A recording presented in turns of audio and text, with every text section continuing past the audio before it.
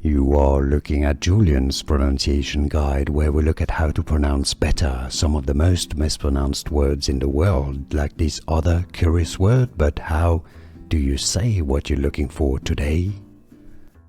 Let's learn how to pronounce these two words once and for all correctly. And yes, you may have guessed it or not, they are homophones, meaning they have the exact same pronunciation. If you want to learn more correct pronunciations of confusing words, vocabulary in English, stay tuned.